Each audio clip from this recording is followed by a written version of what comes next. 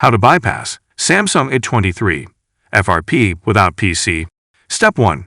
Remove your SIM card and turn on the SAMSUNG, connect to Wi-Fi, and when it asks you to enter Google account, tap on the back button until it gets the emergency screen, then dial 122, and then go back.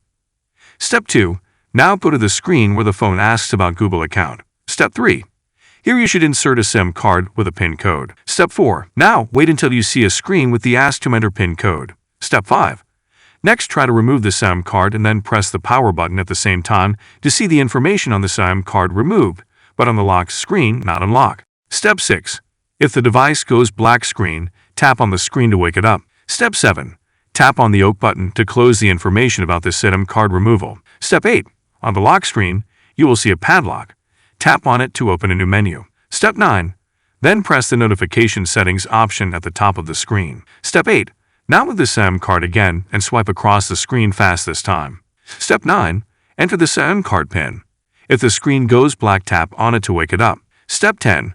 Now you will be taken to the status bar. Tap on See All and allow it to load. Step 11. You will see most recent apps at the top of the screen. Tap on it and select All. Step 12. Now scroll down and select YouTube app, and then Settings greater than History and Privacy greater than YouTube Terms of Services. Step 13. You will be taken to Google Chrome browser. Click on the Accept and Continue. Step 14. Tap on Next greater than No Thanks. Step 15.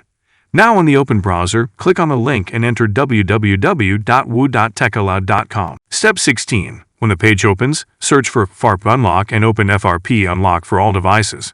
Step 17. Look and download the Google Account Manager for your Android version, install it, and click Done. Step 18.